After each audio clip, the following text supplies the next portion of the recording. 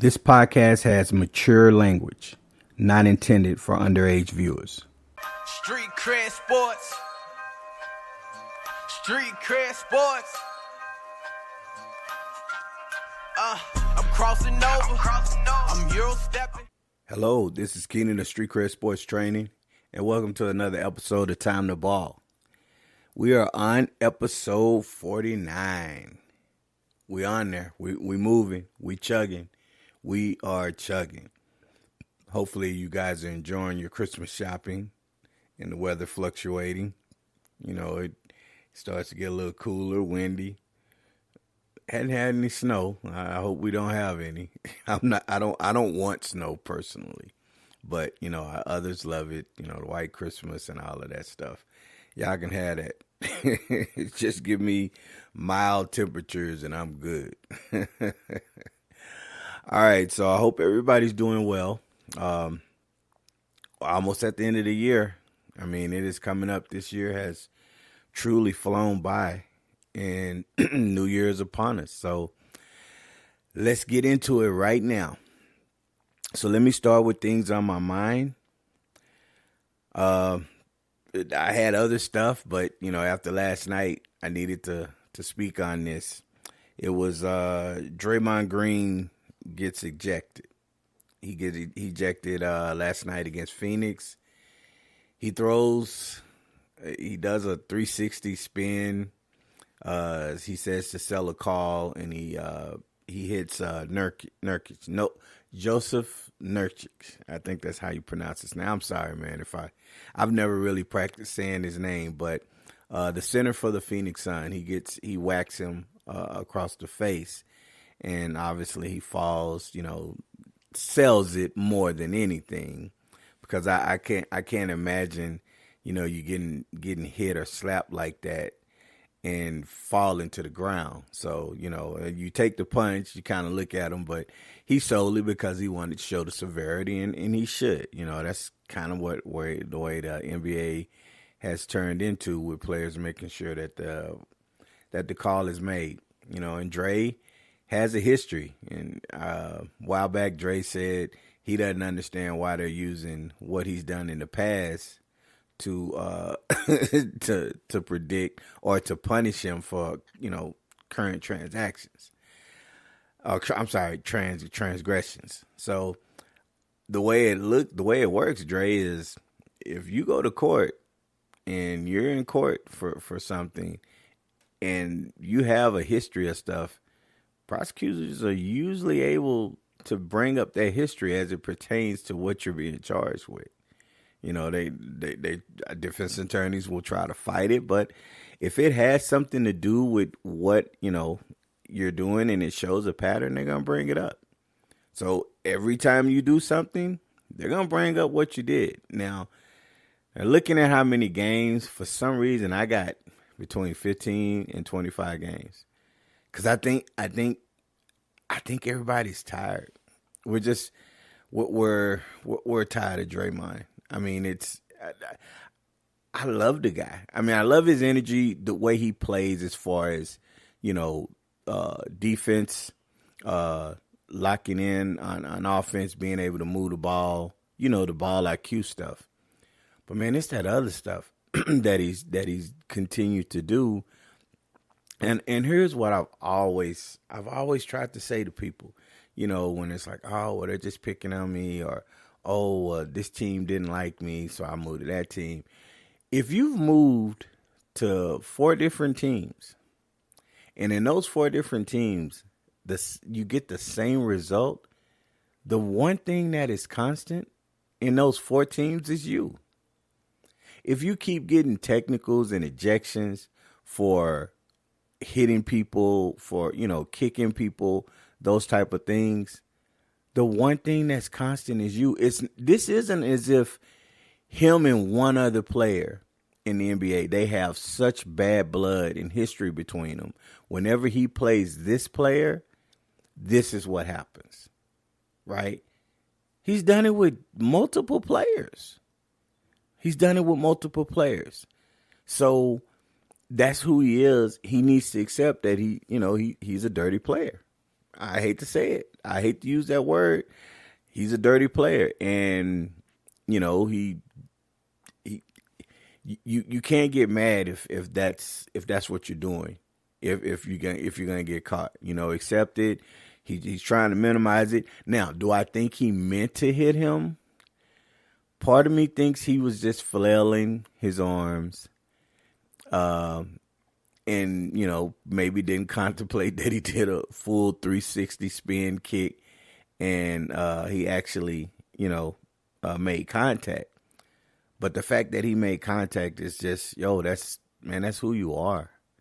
And I've grown tired of it ever since he did it to LeBron, when he kicked LeBron. And I don't think he should have been,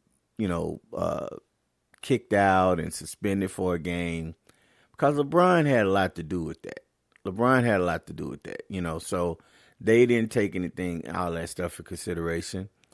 After that, it's like, okay, look, if you can understand that your actions, granted, maybe he was baited, but your actions cost your team history, immortalization in history as being the greatest team ever.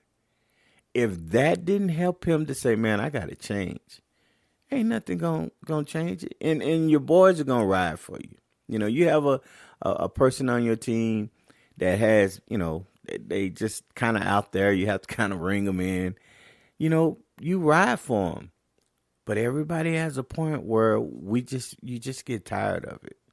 And I think you can kind of see, man, they tired of it. This is twice in this year. You're talking within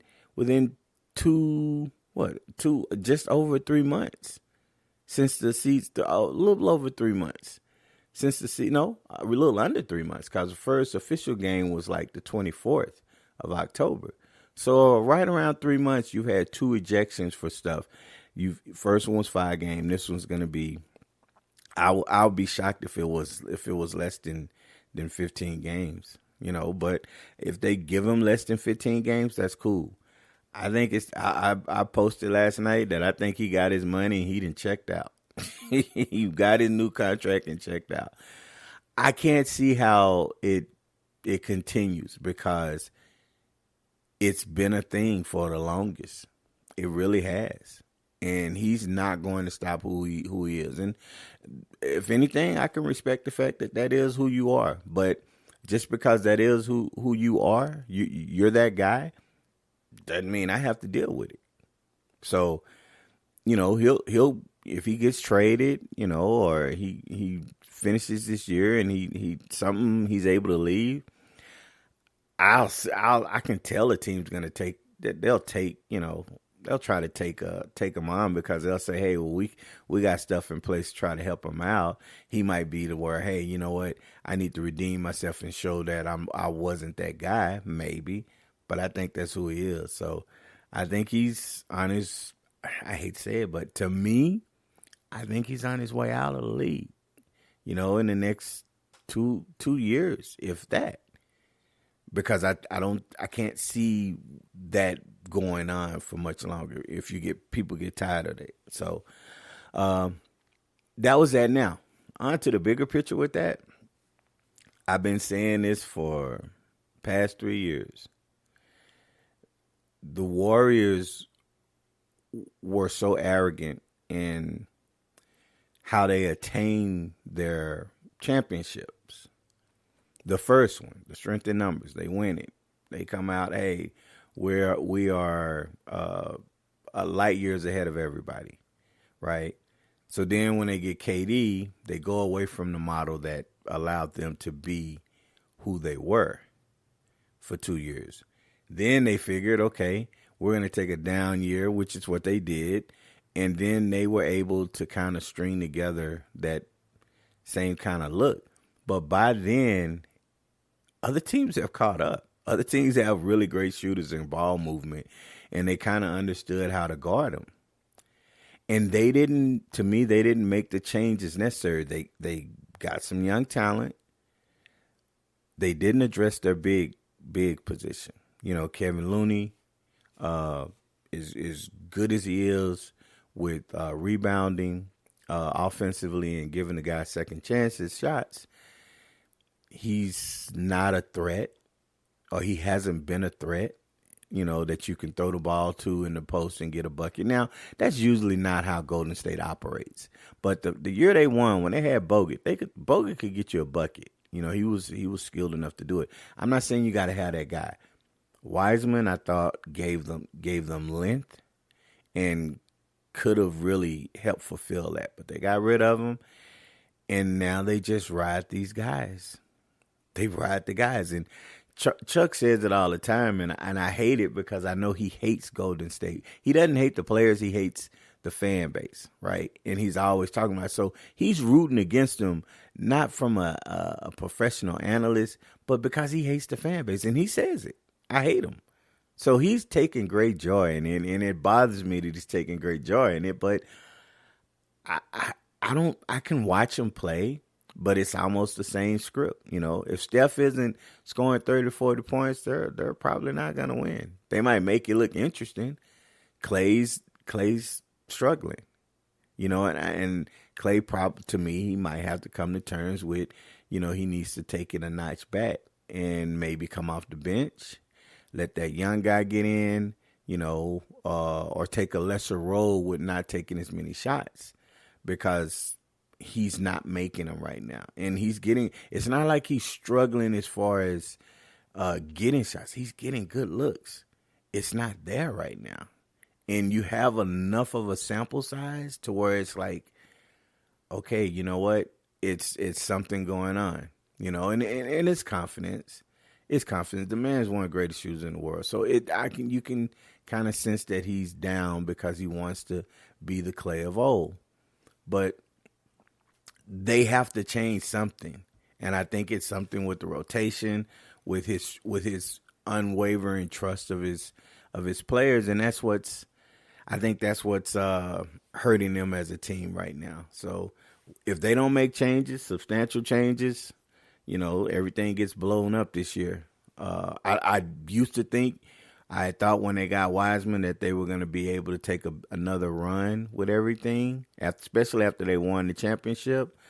But it doesn't seem like, Kerr has really wanted to let these young guys come in and play. You can only ride those old guys for so long. You got to let these young guys get you minutes. You got to let them, and you got to be consistent. You can't let one guy get points for one game and then you bury him in the rotation. The whole, you got to be ready. Man, come on. To me, that is the biggest bunch of crock I've ever heard. And it's just one of those things to me that some coaches say just to justify what they do. When they say, well, you got to stay ready. Yeah, everybody's ready to play. But ain't nobody ready to sit up there and go through a roller coaster to where, hey, I needed you today. Or you telling them, hey, I'm not going to play you for the next 3 games, but then there's going to be a game where I'm probably going to need you to come off the bench and score 30 points. And then after that, I'm going to put you back on the bench. You're not going to play anymore for another month. Okay, so be ready for that. Nobody wants to go through that. Or are you coaching that way? Staying ready. If you lose 2 or 3 games, are you letting the assistant coach come in and coach the team for another 3 or 4 games? No, you got to be consistent. I'm not saying everybody has to play. That's not what I'm saying. But you gotta be consistent. I get it. If you find something, hey, you need to roll with it. Now, if it runs its course and it's figured out, and those players don't learn to adjust, I get that. But it just doesn't seem like he trusts them. So it is what it is. Let me move on to the next thing. What's fair in criticism? So I asked that question, and this was a discussion. I'm going to leave the person's anonymous. But we were having a discussion, and the person was commenting on a player and kind of labeled gave that player a name, right? And I was kind of like, you can't be. I get it if you want to call that player, like, hey, that player is being bad, or their play right now sucks. But when you kind of attach something to the name, that to me, that's off out of bounds. So like the Westbrook thing, calling him Westbrick, yeah, of course the guy, has always struggled historically from shooting. We know that. So if you say, man, Westbrook, dog, you are bricking it up today, that's different. You're talking about his play. Russell, you are bricking it today. But when you insert something into somebody's name, you make it personal. To me, when you make it personal, to me, it's out of bounds. Now, if you're talking about how bad the player is, as far as what he or she is doing in the game, they're struggling to catch passes, they're struggling to make throws, they're struggling to shoot the ball, they're struggling to play defense or dribble or whatever it is. If you want to say, man, you suck at dribbling, or you're a terrible shooter, or your quarterback play is rotten. Okay, you're talking about their play. But once you go personal, you can't go personal. You shouldn't go personal because, look, you could find something. Look, I don't care who you are. We all have something that we're a little uncomfortable about, a little insecure about, right? And we could just go after somebody for that, and talk trash about somebody. When it's personal, it's different. So let's stop being personal when we're attacking people. Attack the play. Now, I always say, like, I look at it like this. Man, if that product they putting on the field is bad, don't watch it. Because owners, when they get hit with those pockets, they getting hit on the pockets, the revenue's not coming in, the place isn't sold out, and stuff like that, and they're constantly in the red. They make changes because nobody wants to be in business to be in the red. That's just how it is. So I'm okay with criticism. I think it's fair. I criticize play, but I don't try to get into that old calling people out of their name. I know when I was younger, I know people used to have a nickname for me. It used to be, some people used to say Keenan in the cage. I didn't understand what it meant.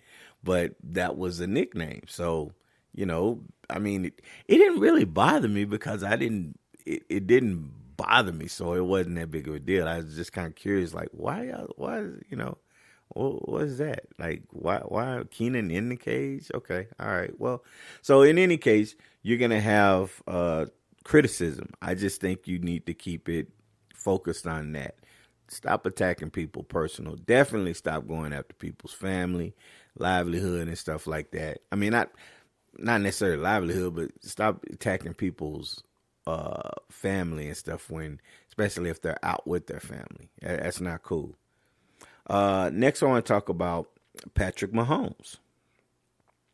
Now, Patrick Mahomes was upset about a call that was made against Buffalo. I think his name was Tony. It was one of the receivers. He was in the neutral zone. Actually, he was offsides. So, they hiked the ball. Flag goes up. Patrick makes a pass to Kelsey. And then Kelsey hits someone on like a shuffle pass. And no, it wasn't a shuffle pass. I'm drawing a blank. Lateral pass, and he runs in for a touchdown. Beautiful. It was kind of close to the end of the game. You figured that was going to be enough to win the game. Win the game. Puts him up. Well, they called it back for a penalty. They said receiver was offsides. Mahomes is livid. He's upset. At the end of the game, he's yelling at the refs. He gets in the post game and he's yelling and talking about the refs. But at no point did he actually see the play. And when he saw the play, he came out and apologized because he realized that they were correct. Now, the bigger picture is that can be called a lot because I've seen several instances in games this past weekend where defense was offsides and and offensive players were offsides. But, they don't call it. And I think that's the problem. It's the consistency. All right. So Mahomes, Mahomes, I feel bad for him because it was like, you make all that fuss and then you realize that, oh, he was offsides. Oh, okay. Now you gotta go out and apologize.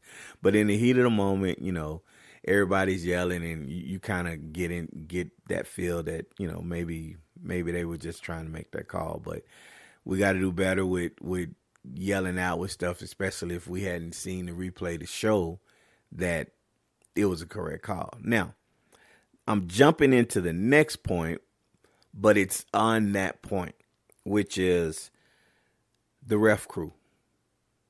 There are crews of refs. There are teams that, I guess they're put together and they all collectively run, they ref the same games. You try not to keep mixing refs, putting refs with different refs. You try to keep them as a crew, and they all ref a game. The thing is that there is no consistency from ref crew to ref crew. That's the problem. Some referees will allow certain things when it comes to, receivers and DBs, when it comes to offensive and defensive linemen. They will let certain things go because they figure it's just, let them play. They don't want to be the reason that something happens. But then you have other ref crews that try to go by the book with everything, right? Then you have ref crews that for some reason don't see things that happen right in front of them, which is weird. Like you got all of these eyes. It's obvious. You see obvious pass interference. You should call it. Now, if you call it and then you huddle and then they say, no, I didn't see it. Well, let's go review if they want to challenge or whatever. Then you can take it back.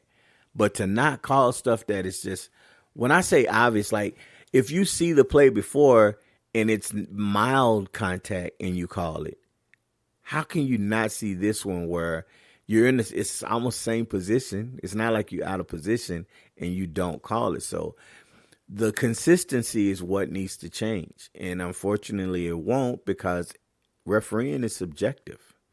You got to see what you thought you saw.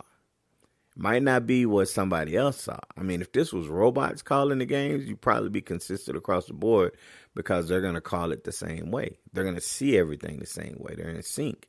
But human beings aren't like that. So you got to be willing to understand that, and look, players know. Players in sports, they know which referee crews tend to do what. They're told this. They actually have scouting reports on referees. Like, this crew don't call hold a lot. So we're going to be able to get away with stuff. This crew calls offensive and defensive holds all the time. And they also call, lining up in the neutral zone, offsides, false starts. So they're going to call everything, right? This referee allows quarterbacks to get hit. This referee will call it if you run by the quarterback and the wind makes the quarterback's hair move back. They calling it. So the scouting report. That's the best thing that you should do is understand what crews do what and then adjust.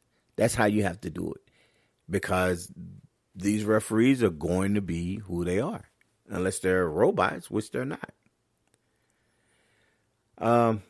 Last thing I want to touch on, things on my mind. I'll see it, and this is really just on, high school level. And I see coaches, coaches will post, that they played a team, and they won. They're posting their stats, which is good because they're on social media. They're putting their information out there. So usually it'll be, their team, they won, they'll have the team that they played, the score, and usually they'll just highlight their players. Some coaches will highlight the top scorer of both teams. Here's the thing that gets to me that I chuckle every time is when a team wins If a team wins by more than 20 points, but in the comments they say, such and such school, we won, we had a win against a tough such and such team, right? And then you look at the score, and it's like not even a close score. So I'm wondering, well, how is it tough if you beat them by more than 20 points, right? Now, okay, unless the game was nip and tuck, and then the last 5 minutes, of the game, it gets out of hand because, you commit a few turnovers, they get a few, breakaway shots, they make a few jump shots, you foul and make a few free throws. I get that. But, like, if you look at the stats for some of these games, the games wasn't close to begin with. But it's like, we lost. We beat a very tough team. And I'm thinking, man, just say what you. I know it's a code. I know you don't want to show the other team up, because you might know that team, you might know the coach, and you don't want to get it done to you. It just makes me chuckle, like, why does it have to be a tough game? Like, if you won by more than 20-something points, I don't see that as being a tough game. Now, a lot of times they're real. A lot of these coaches are accurate when they say, hey, it was a really tough game. It was a nip and tuck. You lose by 8 to 10 or maybe 12. I think, I've always wondered, what is considered a blowout? I was always, under the impression that a blowout was usually 20 points. In that 15 to 20 point range, if you win, that was a blowout. I don't know what a blowout is these days. Is it 30 points? Is it 12? I don't know. That's a good question. Hit me up in the comment section and let me know what your definition of a blowout is. How many points should that be if considered a blowout? Because I'm kind of curious to know what everybody else. To me, I think it's 20. Anything over at 20 and up, is a blowout. Or like I say, between 15 and 20 points, is blowout. But yeah, it is. It's funny, and I'm always shaking my head like, man, it wasn't a tough game. Y'all won by 20-some points. I get it. You're trying to give them the respect, but let's find another way to say, hey, that they played this team. All right, so I'd have an announcement, and this is something that has been in the works. Actually, when I say in the works, I'm not saying like for the past 6 years I've been trying to hash out what I was going to do. No, this really kind of took place, over the last few months. I am actively creating what I call high school coaches poll, right? And the reason I'm doing it is to, give coaches a voice, because there are polls that are done here locally, and they're done everywhere, state, national polls. When you get into high school and college, it's, and sport pros, it's not that big of a deal. But you get polls, and it's whatever organization says, this is what we think and this is what we feel.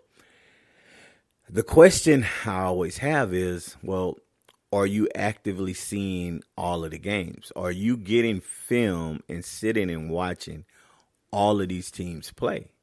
That's a tall task unless you have a group of people doing it.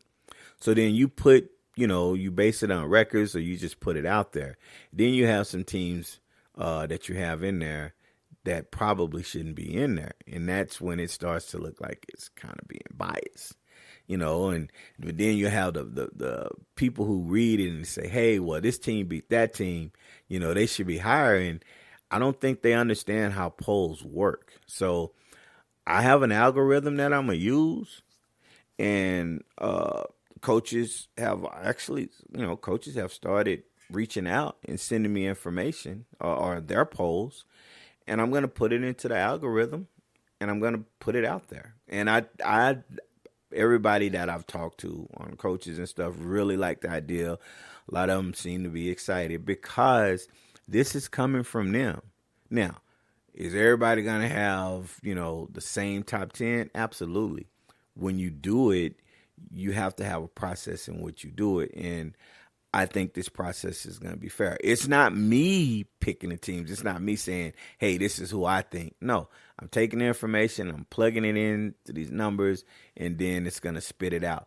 But I tell you what, I did a mock one, and one thing you tend to notice is that pretty much everybody's going to be around the same. Now, will some coaches have one team at maybe 4, and other coaches might have a team at maybe 7?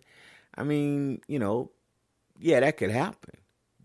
I don't think it's going to be perfect, but I think it's going to be as close to objectionable as possible. This, it's objectionable, it's subjectionable, or I don't even think subjectionable is a word. I'll just say objective and subjective. I'm trying to put adjectives and pronouns and verbs and stuff together, and it sounds, this is my TAS words. I've always had SAT words, but now I'm on my TAS words.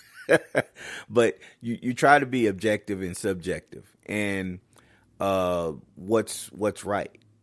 Nobody's really going to know what's right, but I think this is going to give you a fair assessment of the people who are actually playing against each other and out there. I would take their word. I would take their word over my word, unless I've actually seen every team play, which I can't. I can't see every team play.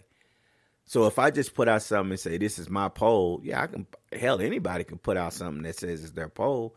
But to me, it's just, you just throwing numbers out there. So I'm excited for it. The first one should come out on Monday, which would be tomorrow once you, listening to this podcast. And I don't know what time I'll post it. I'll schedule it. But I'm excited. I'm really excited. I'm more excited because the coaches seem to have embraced it, and we'll go from there. I have enough to get started, and then I think, as it goes, as the information gets out, I think we might have more coaches to come on board, okay? And, we'll see how it goes. So I'm excited for it, and I just wanted to make that announcement, for the first coaches poll in high school, boys and girls basketball. Okay, so now I'm going to get into my basketball ideology.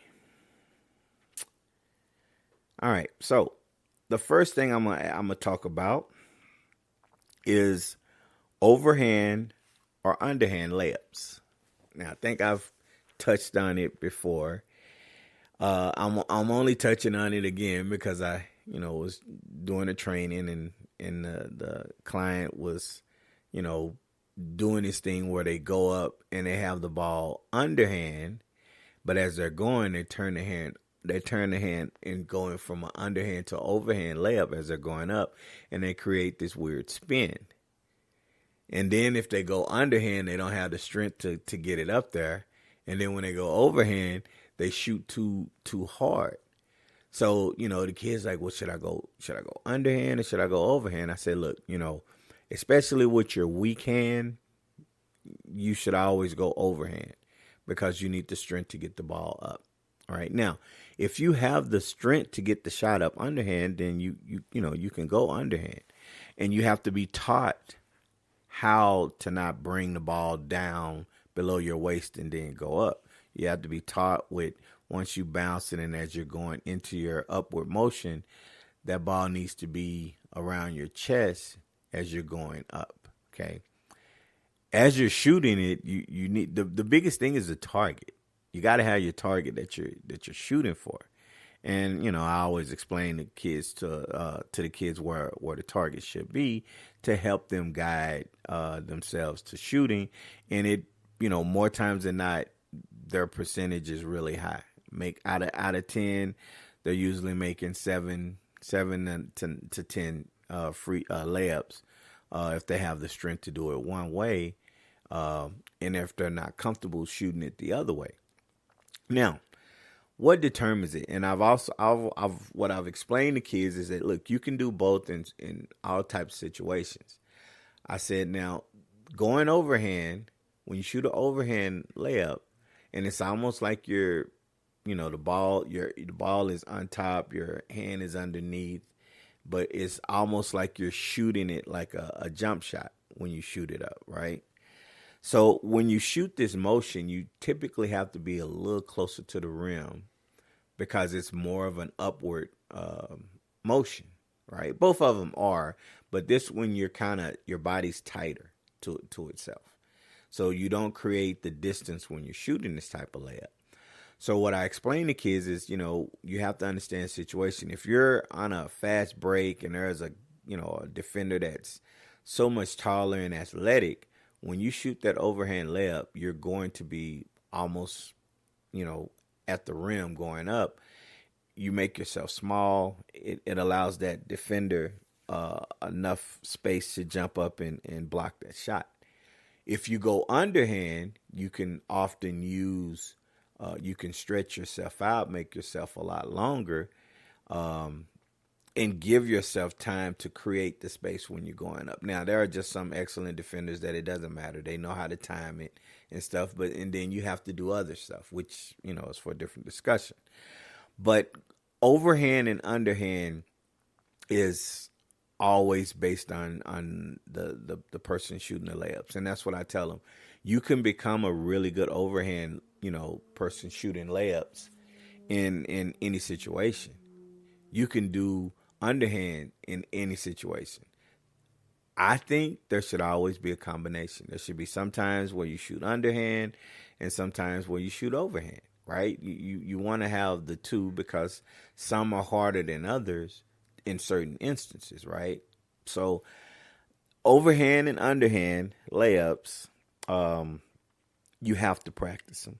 You have to practice them. Now, what does bother me is that there are some coaches, and it's mainly on the younger levels. I'd say middle school, maybe into freshmen, and I think some of it is where kids are developing. But there are some coaches that don't like, especially with girls, there are some coaches that don't like girls to shoot underhand layups. It's weird. And you see the contact that girls get a lot because they're so much closer. It doesn't make sense to me. If someone has the strength and the knowledge and understanding of how to shoot left underhand layups and it's more comfortable, they should be able to shoot what's more comfortable for them, especially if they make them at a high rate. Now, comfortable and making shots obviously are two different things, but you're probably going to be comfortable because this gives you the best chance, to make that layup.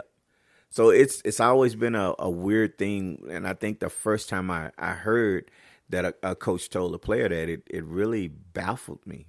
But then as I got more into it and understanding, and when you do the training, I understand what they're saying when it comes to making, because I tell kids now, coaches don't care how much jelly you put on that layup, how fancy it looks. We only care that it goes in, right?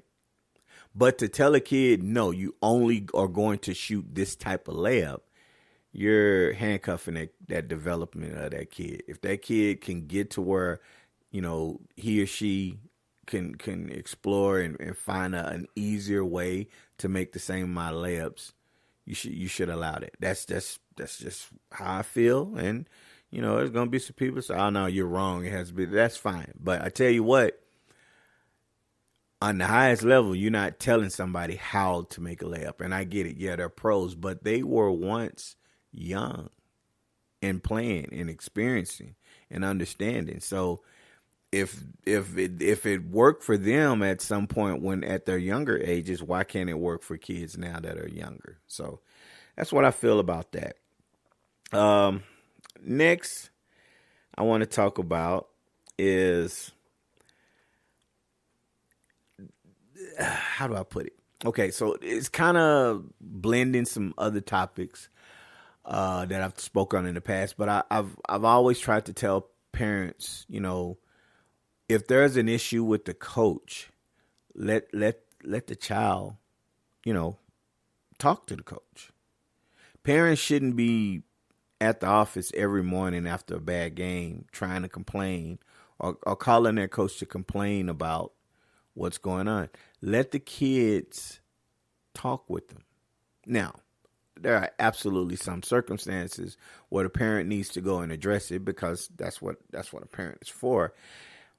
But the kids need to kind of have some, freedom and some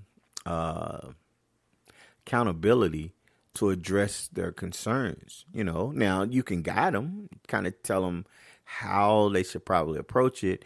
And with coaches, some coaches are really arrogant, so you have to be careful with how you talk to them because, that's how they are. But for the most part, you just want to make sure that you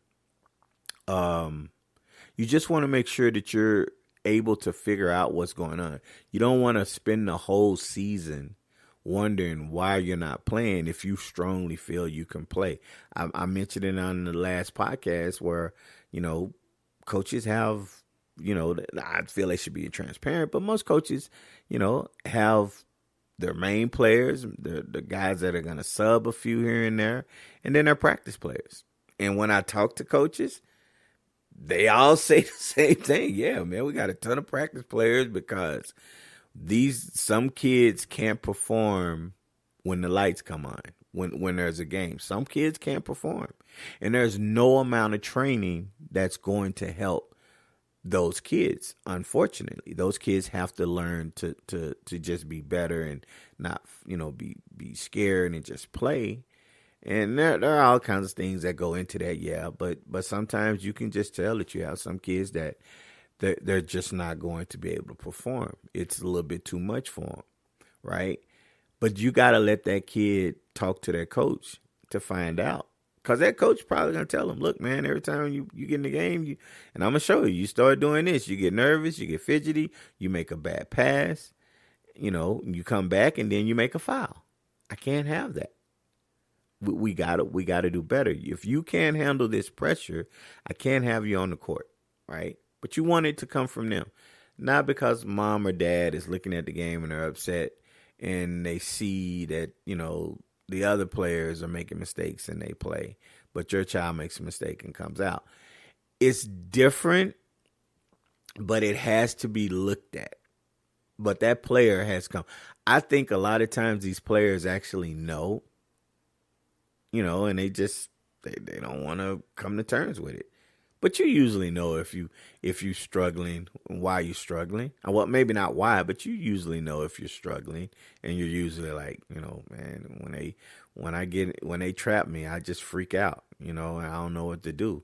When a person's guarding me and it's just me and that person, and I got to dribble up the court, I freak out. I get scared. Okay, now you got to deal with it. So I think you should, parents should let the kids talk to them a little bit more, and figure it out. To me, this will help players become better adults, because rather than having somebody always running to your aid and fighting your battles, you get to learn how to talk to people and how to learn how to express yourself when it comes to something that you're going through that's adversely.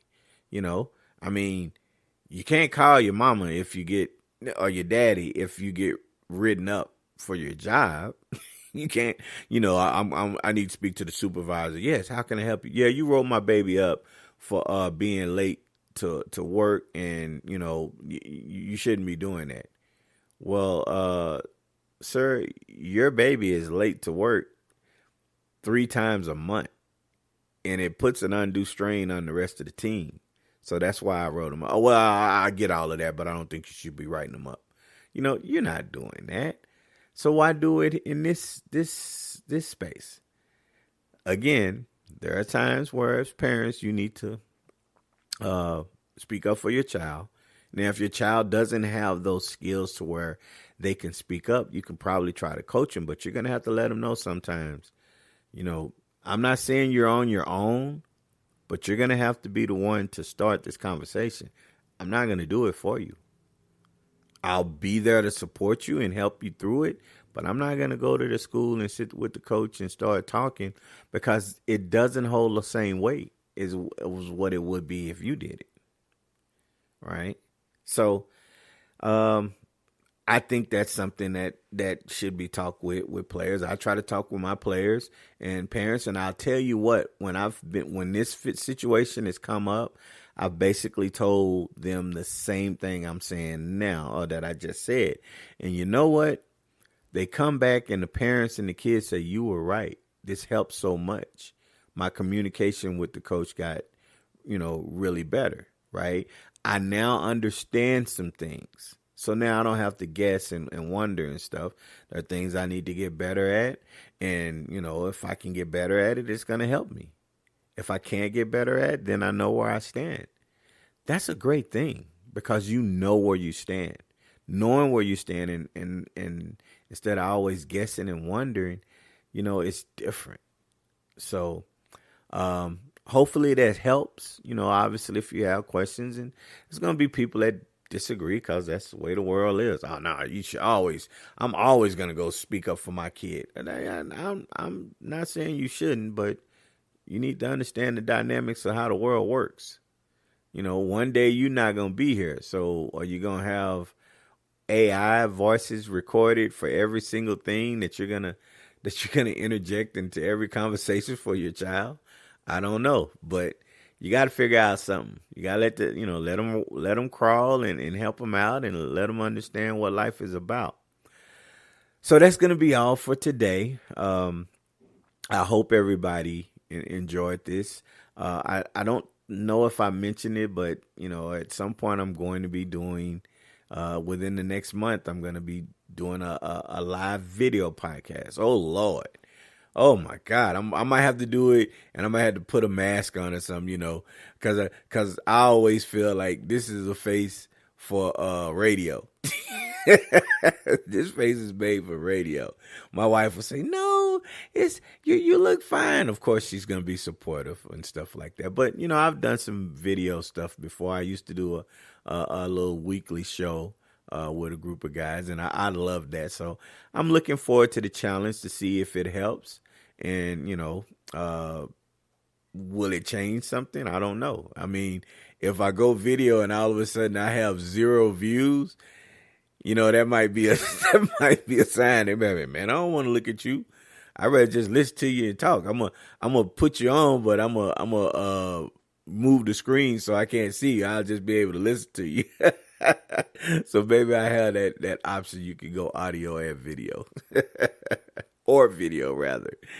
All right. Well, I'm gonna end it like I always do, and with how I always do, and how I always tell my kids, if it was easy, everyone would be doing it. I'm out. Street cred sports, say it with your chest. Yeah. Go get it from the net. Street cred sports, okay, that's a bet.